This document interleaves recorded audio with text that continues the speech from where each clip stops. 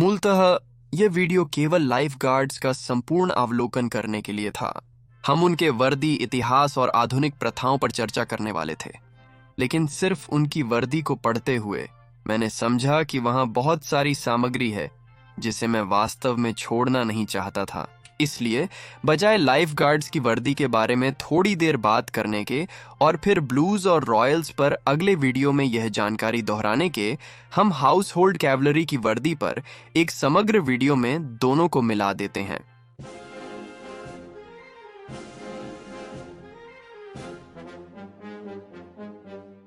अब इन दो रेजिमेंटों को उनकी ट्यूनिक्स से अलग करा जा सकता है। लाइफ गार्ड्स उज्ज्वल लाल ट्यूनिक और ब्लूज और रॉयल्स गहरे नीले वर्दी पहनते हैं। अक्सर इन ट्यूनिक्स पर हमें चमकदार पॉलिश्ड क्यूरासेस पहने घुड़सवार सेना दिखाई देती है।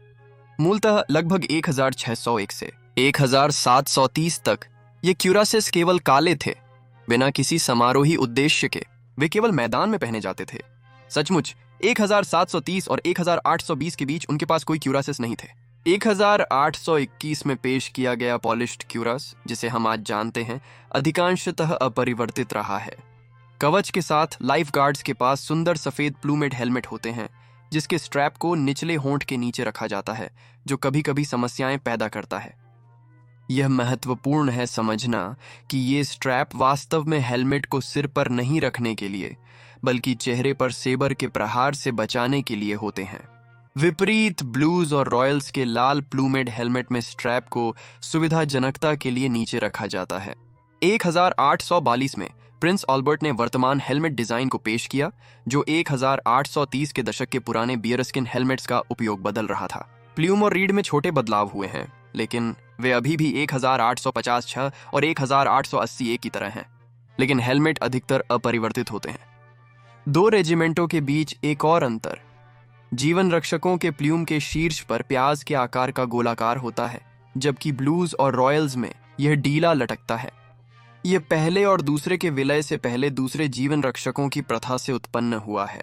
आने वाले इतिहास वीडियो में हम इसके बारे में अधिक चर्चा करेंगे। और यह दूसरे जीवन रक्षकों के धोने, बांधने, पहनने के तरीकों से आता है, और फिर सफाई करते समय प्लूम को सुखाएं। प्रत्येक रेजिमेंट में 1812 से डिजाइन किए गए जांघ तक चढ़ने वाले चमड़े के जैक बूट्स होते हैं। प्रत्येक रेजिमेंट अपने साथ एक कारतूस बॉक्स भी लेती है, जो काले पाउडर फायर आर्म्स के दिनों का है, जब सैनिक अपने कार्बाइन, पिस्तौल और तलवारों को ले जाते थे। इन बॉक्सों में 1856 के बाद से अधिक या कम बदलाव नहीं हुआ है। हमारे पास सफेद क्रॉस बेल्ट्स हैं, जिनमें एक लाल फ्लास्क कॉर्ड होता है, जिसका उपयोग काले पाउडर फ्लास्क्स को फील्ड में ले जाने के लिए किया जाता है।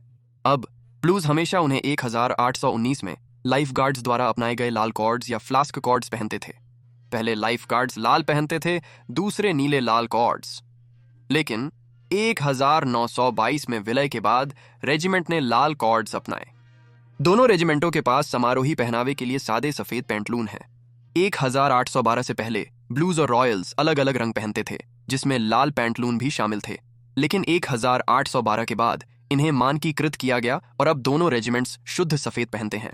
स्वाभाविक रूप से दोनों रेजिमेंटों में मोटे सफेद दस्ताने होते हैं। सजावटी सवारी तलवारें ले जाते हैं, जिनका डिजाइन वर्षों में बदलता रहा है। अधिकारियों की तलवारें अधिक शानदार होती हैं, लेकिन डिजाइन मानक रहता है। अंत में समारोही किट के रंगीन हिस्सों के लिए शीत ऋतु या अन्य प्रतिकूल मौसम में लाइफ गार्ड्स नीले कॉलर और फेसिंग्स के साथ उज्ज्वल लाल क्लोक पहनते हैं, और रॉयल्स लाल फेसिंग्स के साथ गहरे नीले ट्यूनिक्स पहनते हैं। मुझे उम्मीद है कि अधिकारियों की वर्दी की ओर हम तेजी से बढ़ रहे हैं। हमारे पास उनके ट्यूनिक्स के लिए वही मूल रंग योजना है, हालांकि उनके कॉलर और कफ स्वर्ण डिजाइन के साथ अधिक सजावटी होते हैं। उनकी क्रॉस बेल्ट्स और स्लिंग्स अधिक दिखावटी, सुंदर स्वर्ण रंग के होते हैं। उनका स्पष्ट मार्कर स्वर्ण की कंधे की डोरियां होती हैं, जो उनके ब्रेस्ट प्लेट्स पर होती हैं। अन्य चीजों के साथ थोड़ी और चमकी हुई मेडल या ज्यादा शानदार तलवार जैसी अधिकारी वर्गीय चीजें मिलाएं। उनके विभूषणों को ट्रूपर्स के वर्दियों से मिलते जुलते पाया जाता है, जिसमें वही पैंटलून, बूट्स आदि शामिल होते हैं। लेकिन बिल्कुल बाहर बहुत सारी वर्दियां हैं जो सबसे ज्यादा समारोही होती हैं, अगर आप चाहें। पहले हम एंड्रेस यूनिफॉर्म की बात करते हैं, जिसमें फ्रॉक कोट, ओवरऑनल्स, छोटे सफेद दस्ताने, वेलिंगटन, घुड़सवार बूट्स और एक फॉरेज कैप शामिल हैं। एंड्रेस यूनिफॉर्म सेना की जांच के समय वर्दी में होने पर पहना जाता है।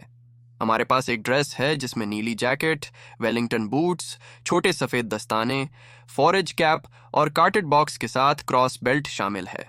अधिकारी तलवार और कंधे की डोरें पहन सकते हैं और रॉयल परिवार के सदस्य की मौजूदगी में क्रॉस बेल्ट और स्लिंग स्वर्ण होते हैं, नियमित सफेद के बजाय। हमारे पास एक सेवा ड्रेस है जिसमें खाकी भूरी जैकेट, टाई, सफेद शर्ट, भूरे दस्ताने, बूट्स, पतलून और एक भूरी सैम ब्राउन बेल्ट शामिल है। अरे, इसका मतलब बस ये है कि क्रॉस बेल्ट और कमर की बेल्ट एक ही इकाई हैं। अगर आप चाहें तलवार और स्टील स्कैबर्ड भी पहन सकते हैं। अलावा इन 3 वैकल्पिक वर्दियों के आपके पास जलवायु पर आधारित कई अन्य वर्दियां भी हैं जो प्रशिक्षण और युद्ध स्थितियों के लिए हो सकती हैं। हम प्रत्येक उम्मीदवार का विस्तृत विवरण नहीं देंगे, परंतु आप अधिक जानकारी के लिए नीचे दिए गए वेबसाइट लिंक पर जा सकते हैं। अंततः हमारे पास अधिकारी की मेस ड्रेस है जिसमें मेस जैकेट, वेस्ट कोट, ओवरऑनल्स और फॉरेज कैप शामिल हैं। ये सिर्फ 2 रेजिमेंट्स में थोड़े अंतर के साथ होते हैं और औपचारिक शाम के आयोजनों में पहने जाते हैं, जैसे सेंट जेम्स पैलेस में भोजन। उम्मीदवारों के लिए सैनिकों की तरह वर्दी और ड्रेस कोड अधिकतर समान होते हैं, बस उनमें कम सजावट होती है। उम्मीदवारों का मेस ड्रेस पर उपयोग आमतौर पर कम होता है। अब घरेलू सवारी की वर्दियों की बात करते हुए 2 विशेष वर्दियां अभी भी उल्लेखनीय हैं जिनमें रेजिमेंट्स के फरियर्स और संगीतकारों की वर्दी शामिल है। लेकिन शामिल होने से पहले मैं रेजिमेंट्स के घोड़ों के बारे में थोड़ी बात करना चाहूंगा। दोनों रेजिमेंट्स के शुरुआती दिनों से घोड़े निजी रूप से मुहैया किए जाते थे, आमतौर पर उनके सवारों द्वारा। इससे आपको मैदान में विविधता देखने को मिल सकती है, उनकी ऊंचाई आदि को लेकर। हमें पता है कि 1692 के आसपास दूसरे लाइफगार्ड्स ने काले घोड़ों का विशेष उपयोग किया था, लेकिन इसकी उत्पत्ति का कारण या समय कठिन है। यह मुख्यतः समय की अवधि पर आधारित चित्रण है। व्यक्तियों द्वारा अपने घोड़ों की खरीद का प्रचलन दूसरी विश्व युद्ध के समय तक बना रहा, क्योंकि कम से कम अधिकारियों को वास्तव में अपने घोड़ों की खरीद की आवश्यकता थी। वास्तव में नए घोड़े अब सीधे रॉयल आर्मी वेटरिनरी कोर के माध्यम से खरीदे जाते हैं, ज्यादातर आयरलैंड से, और वे 3 या 4 साल के होते हैं। वे वेटरिनरी कोर के सदस्यों और राइडिंग मास्टर द्वारा चुने जाते हैं, जो उनके प्रशिक्षण की जिम्मेदारी संभालते हैं। खरीदे जाने वाले घोड़ों की सामान्य आवश्यकताएं 16 हाथ की ऊंचाई और अटूटता है। संगीतकारों के लिए चुनी गई घोड़ियां इस नियम के कुछ अपवाद हैं जिन्हें हम बाद में देखेंगे। घोड़े को प्रशिक्षित करने में 8-10 महीने और सवार को 16 सप्ताह लगते हैं। पहले वे इसे पूरी खाकी वर्दी में करते हैं, फिर समारोही किट में। यहाँ हमारे पास एक वीडियो है जिसे मैंने लंदन के हाउस होल्ड कैवलरी संग्रहालय में पाया, पुरुषों और घोड़ों के प्रशिक्षण के बारे में। मैं आपको 2 मिनट के लिए छोड़कर जल्दी ही वापस आकर बात करूंगा।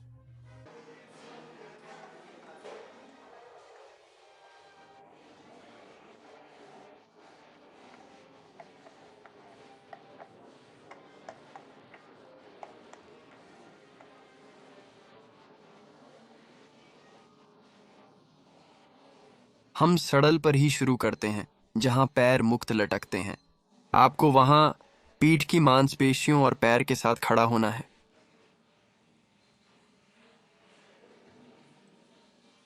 सुनिश्चित करें कि आप इसका आधा मार्ग तय करें। आपको स्टिरप्स मिलेंगे जिनमें पैर टक सकते हैं। आप अपने निचले हिस्से को थोड़ा आराम देंगे। शायद सबसे खराब हिस्सा सड़ल में डैब होने वाला होगा।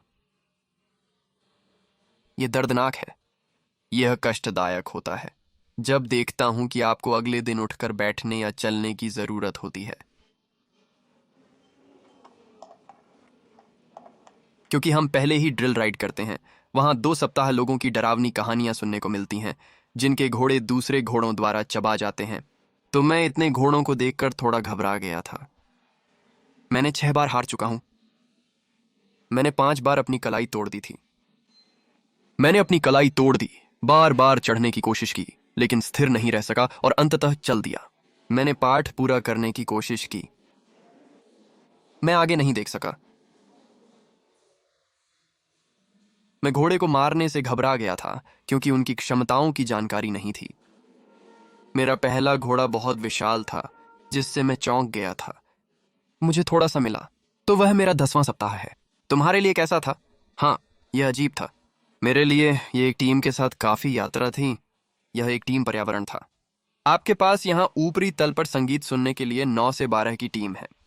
आपको व्यक्ति के बारे में काफी पता चलता है। आपको कभी वास्तव में पता नहीं चलता। जब आप मेरी स्कूल यात्रा पर होते हैं, आप वहां रह सकते हैं, क्योंकि मैं पहले से ही वहां रह चुका हूं। और वही बात, जब आप वापस आते हैं, मुझे लगता है कि यह एक सेना रेजिमेंट है और आप चेहरों को पहचानते हैं।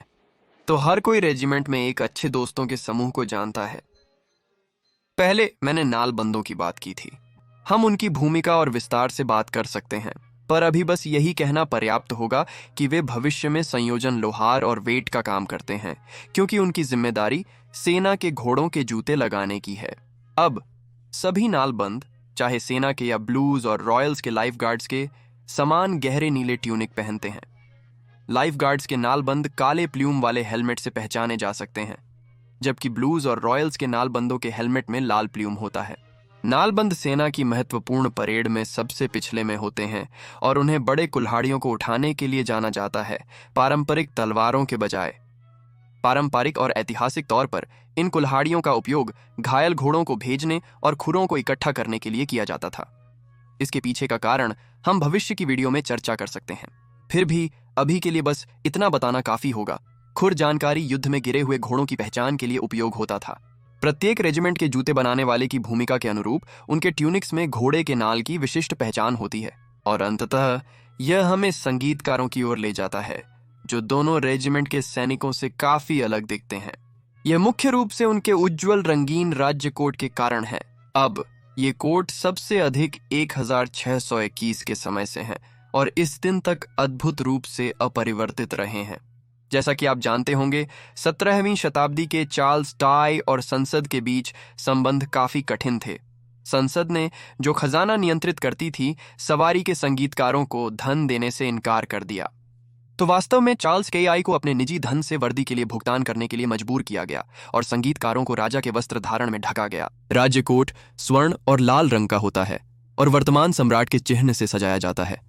वर्तमान में ये ER2 के रूप में एलिजाबेथ रेजना आई के लिए होता है, जो लैटिन में क्वीन एलिजाबेथ ताई दर्शाता है। यहाँ आप VR के साथ पुराने विक्टोरियन कोट देख सकते हैं। मुझे यकीन है आप समझ सकते हैं कि यह किसके लिए है। प्रत्येक पीढ़ी के बीच साइफर बदलने के अतिरिक्त कोट पिछले 350 वर्षों में अद्भुत रूप से स्थिर रहा है। वास्तविक परिवर्तन केवल खड़े कॉलर और कंधे के पंख में हुए हैं। संगीतकार उनके चमकदार राज्य कोट के साथ जॉकी कैप भी पहनते हैं, जिसकी परंपरा लगभग 18वीं शताब्दी के अंत से है। उनका मूल आकार 1881 में पेश की गई बड़ी और अधिक गोल पीक थी। अगर राजवंश का कोई सदस्य या लंदन के मेयर मौजूद नहीं होते हैं, तो संगीतकार अक्सर अपनी मूल रेजिमेंट की मानक वर्दी में वापस लौट जाते हैं, छोड़कर उनके सुंदर वर्दियां। उपकरणों के बारे में ज्यादा कुछ कहने के लिए मेरे पास बहुत कम है, परंतु 2 बड़े कैटल ड्रम्स हमेशा मेरे पसंदीदा रहे हैं। उन्हें ले जाने के लिए घोड़ा अत्यंत मजबूत और प्रशिक्षित होना चाहिए। वास्तविकता में प्रशिक्षण के लिए लगभग 1.5 साल का समय लगता है। हर ड्रम घोड़ा वास्तव में हार्टी क्लाइडस्डेल क्रॉस होता है। मुझे नहीं पता कि वे हार्टी हैं, लेकिन वे ऐसे लगते हैं। हर हाल में इन घोड़ों का नाम अक्सर बहादुरी से भरा होता है, जैसे कि Achilles, Hector, Alexander the great या जिमी, और ड्रम आमतौर पर सजावटी और रॉयल कवरिंग में लिपटा होता है। हर ड्रम का वजन 67 पाउंड होता है, और जब आप इसे सवार और सद्दल के वजन के साथ जोड़ते हैं, तो स्पष्ट होता है कि केवल कोई भी साधारण घोड़ा काम नहीं करेगा। इसके अलावा उन्हें अधिक शोर सहना पड़ता है, और नहीं उनके कानों में कपास नहीं डाला जाता है। तुरही बजाने वाले रेजिमेंट के लिए भी ध्यान देना चाहिए। उनके वाद्य यंत्र राजकीय चिन्ह धारण करते हैं और उनके घोड़े घरेलू सवारी के कठोर हिस्से के विपरीत हमेशा हल्के ग्रे होते हैं।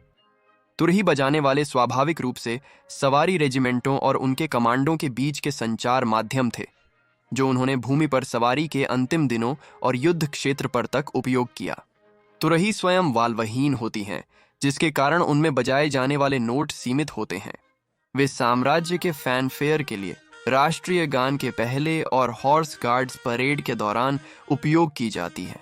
अवश्य अभिजात्य या राजवंश की घोषणा के लिए तुरही बजाने का प्रथा चार्ल्स टाई के शासन से पहले से ही थी। वाह, मैंने सोचा से अधिक समय तक वर्दी के बारे में बहुत बकवास करने में सफलता पाई। हर हाल में हमारी अगली वीडियो हाउस होल्ड कैवलरी की पहली रेजिमेंट लाइफ गार्ड्स के इतिहास पर होगी। यदि आपके पास लाइफ गार्ड्स के इतिहास, वर्दी या वर्तमान ऑपरेशंस के बारे में कोई प्रश्न है तो पूछिए। मैं इसे अगले खंड में शामिल करने का प्रयास करूंगा, अन्यथा चर्चा टिप्पणियों में होगी। जब तक वह समय नहीं आता, मैं आपका विनम्र और आज्ञाकारी सेवक रहूंगा, प्रिय दर्शक।